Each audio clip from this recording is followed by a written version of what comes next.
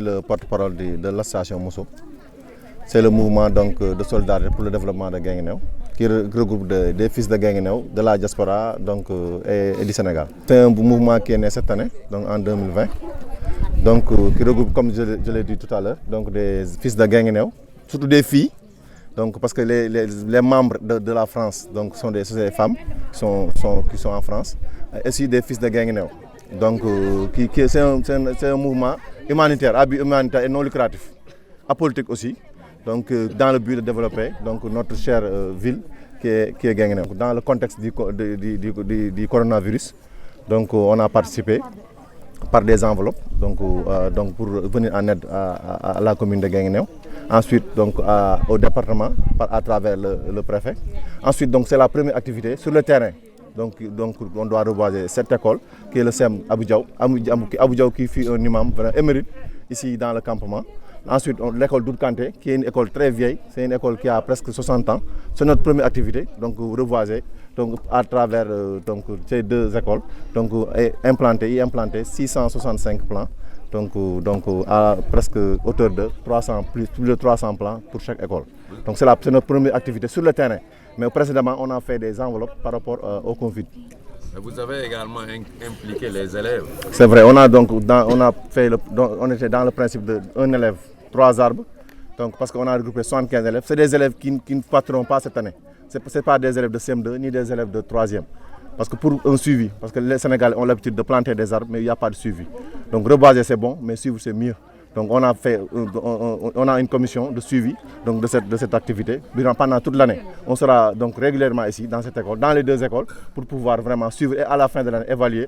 Donc d'ici 2 ans aussi évaluer tout ça. Les élèves les plus méritants, ceux qui seront les plus assidus, les plus donc patentés pour le suivi de ces plans, ils seront récompensés. Et on va continuer comme ça. Il y aura aussi des perspectives par rapport au jardin potager, donc parce que vous savez, l'école a beaucoup d'espace, un jardin potager, mais pourquoi pas, pour les années qui vont suivre, donc un poulailler pour cette école, pour pouvoir permettre aux élèves de s'autofinancer ou bien à l'école de s'autofinancer. Alors, à travers cette campagne de reboisement, quel est l'objectif visé exactement? C'est un objectif de citoyenneté par rapport à apprendre la citoyenneté aux élèves, apprendre donc, parce qu'on a commis des experts donc, en eaux et forêts. C'est des experts, des agents des eaux et forêts qui sont venus en appoint. Donc, qui nous ont beaucoup aidés par rapport à la géométrie, mais aussi à l'emplacement des plans. Donc, ils nous ont beaucoup aidés, qui nous ont apporté leur technique, leur savoir-faire. Donc, mais aussi apprendre aux élèves, donc, qu'est-ce que c'est la nécessité de planter un arbre. Qu'est-ce que ça peut apporter donc, aux générations futures, mais à eux-mêmes d'abord, mais aussi aux générations futures. Donc c'est important. On a planté des brise-vents, des ombragers et des arbres fruitiers. Donc d'ici 3, 4 ans et 5 ans. Donc ces élèves-là, ils ne seront pas là, mais leurs petits frères ou bien leurs petites sœurs sauront ou bien profiteront de cette journée. Alors en marge même de cette activité, on a devant nous le stade olympique. Voulez-vous nous parler un peu de ce stade qui tarde à ouvrir ses portes? Donc je serais très ravi de répondre à cette question. D'autant plus que je suis le directeur technique départemental du football. Donc je suis membre de cette association, mais je suis un sportif d'abord. Ensuite, c'est un stade dont on a posé la première pierre en 2005, 15 ans. C'est un stade de 200 places. Donc depuis 15 ans, ce stade tarde à voir le jour. Le ministre est venu il y a 2 ans. Donc vraiment, il n'a pas tenu ses promesses, M. Matarba. Je suis désolé. Quand le fisc a fait de lui un personnage non grata, il a continué, il a tout fait pour que le stade Galandou soit sur pied. Et les sportifs lufisquois en ont profité. Pourquoi pas Guinguinéo depuis 2005, 15 ans. C'était l'ère d'Aliou Sow, des vacances citoyennes, avec Souleymane Ndéné qui était directeur du cabinet du président de la République. Ça, c'est une éternité. Même des enfants qui sont là, ils sont nés après ça. Les enfants avec qui je suis, ils sont nés après 2005.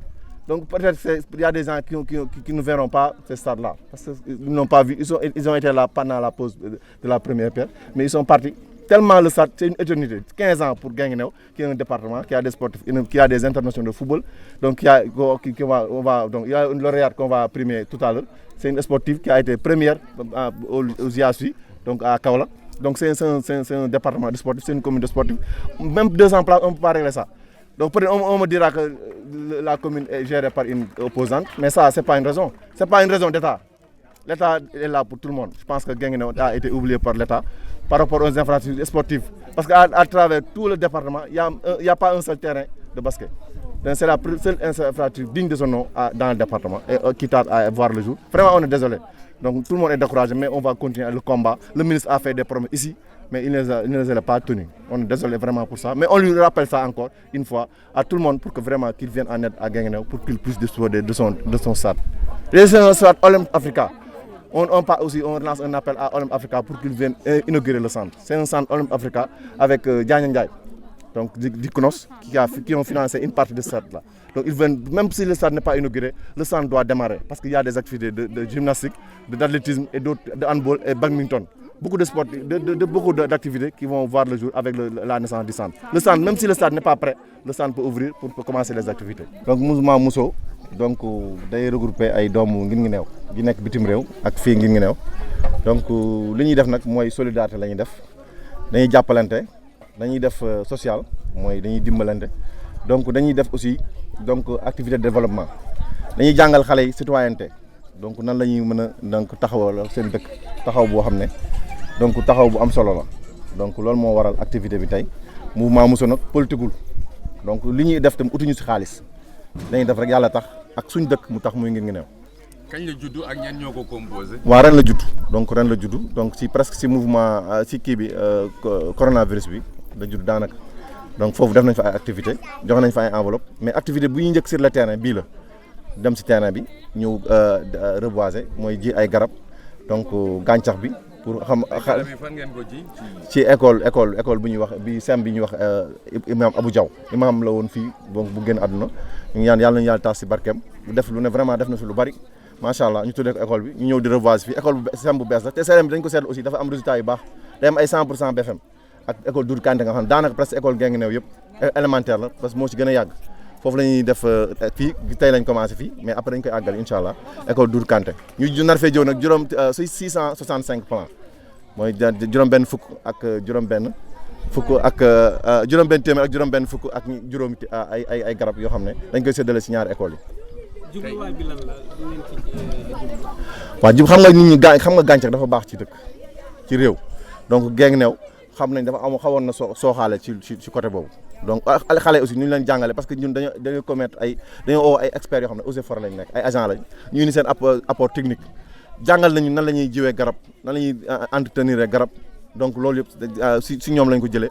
xale yi aussi war nañ leen ko xale yi ñu fi nekk yëpp sànq pare ñu ngi leen di jàngal nañ leen di jiwee garab ñoom suñu fi jógee ne serait-ce que suñu demee seen kër ku nekk su jiwee garab wala su ko xamee sax dana ko jëriñ keneen aussi wala jëriñ askan Sénégal je pense loolu la dañu koy activité yi ñuy commencé la pour au moins ñun sax suñu demee ñoom seen bopp mën nañ commencé di jiwal seen bopp ay garab je pense loolu lañ siy jublu te ki ji garab moom vraiment kooku moom parce que ji garab mën naa diire presque juróom-benn fukki at donc loolu moo tax ñu jàngal leen loolu ñu jóg si affaire reboisement te xamoon nañ ne Guinguinéo côté boobu sooxee war na bu baax donc loolu moo tax ñu jóg mooy inculquer leen donc les rudiments donc de fait du reboisement danañ jàng ni la ñuy reboiser mais aussi lan mooy lu tax reboisement baax donc mën nañ dem reboisement yoo xam ne njëriñ sax ñoom duñ ko fekk mais xam nañ ne ñoom def nañ ko fi ëllëg suñ fi ñëwee ne fii di maa ko fi jiwoon te duñ yem foofu sax dañuy yem suivi parce que Sénégal day jëmbat mais su jëmbatee day dem donc danañ fi ñëw régulièrement weer bu ne wala fukki fan ak juróom yi ñu ñëw xool li ñu liggéey fii ba année bi jeex su année bi jeexee dañuy tànn élèves yi nga xam ne ñoo gën a di arrosé parce que am nañ arrosage yi ñu leen jox donc non seulement jiw nañ mais bàyyi nañ si arrosoir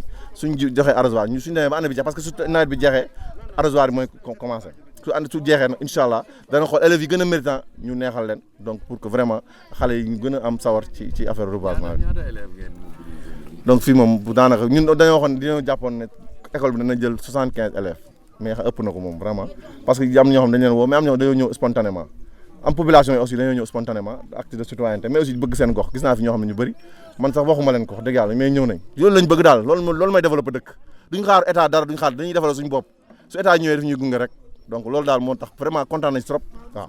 en marge activité bi ñu ngi gis stade boo xam ne bi ba léegi ubbeegul lan la mun nga ñu wax stade bi projet bi kañ la sax. waaw stade moom naa ci sawar donc stade lu tax parce que man maay directeur technique départemental football. stade bi gis nga stade bi xale yi nekk ñëpp ba ñuy pose première pierre juddu wuñu woon donc cela veut dire que am na fukki at ak juróom ba ñu defee pose première pierre bi stade 200 places la c'est un stade bu Olympe Africa ak bokk na ci ministère bokk na ci mairie bi am na lu mu ci def mais daanaka li des état bi moo ko war a àggale ministre bi ñëw na fi sport Matar Ba ñëw na fi temps il y a 2 ans def fi ay promesses malheureusement aussi li mu waxoon gisuñu ko vraiment on est désolé te bi ñu gisee seet nañ Tëngéej bañ defee seen mouvement citoyen def ko persona non grata dañoo def le tout pour Galandou Diouf ñu jot ko Tëngéej li mu am war a mën Guinguinéo war na ko mën am parce que Guinguinéo aussi c'est la deuxième capitale du rail infrastructure bi mooy suñu infrastructure benn infrastructure sportive boo xam ne am nañ ci yaakaar parce que centre Africa dafa nekk ci biir te su paree am na activités yu bëri yu am na benn xale boo xam dañ koy récompenser après moom mooy champion régional ci 80 mètres xale bu ndaw la donc ñu mel noonu am nañ si yu bëri mais su am stade bi parewul ñu def ay activité athlétisme def si ay handball def si yeneen activité sportive yëpp donc sport du développé wu fii dañuy seetaan nit ñi rek mais kenn duñu seetaan te fii mën nga fi génn ay championnat parce que Guinguinéo am na ay professionnels ay joueurs professionnels am na ñoo xam ne vraiment taxaw am nañ taxawaay baax si sport bi donc loolu lañ bëgg ñu ngi lancer un appel encore une fois à l'état du Sénégal pour mu ñëw xanaa danañu wax ne ñun peut-être mairie bi ab opposant la mais yooyu je ne pense pas que état warul nekk si yooyu loolu ñu àggale ñu lii fukki at ak juróom vraiment ku xaar loolu war nañ mun am au moins àggale stade presque pare na àggali moo des mu jeex ñu inauguré ko ñu commencé même su dee parewul sax ñu ngi ñaan ñu ngi lancer un appel au CNOS pour mu ñëw lancer le centre bi su ubbee avec Seydina donc avec Diagne Ndiaye su ubbee activité yi mën nañ commencer même sans stade bi pare mais ñaar yëpp sax mën nañ ànd parce que li ko àggal li gën a pare li si des matul 10% ñu ngi ñaan aussi ministre bi état du Sénégal mu ñëw àggal stade bu Guinguinéo encore une fois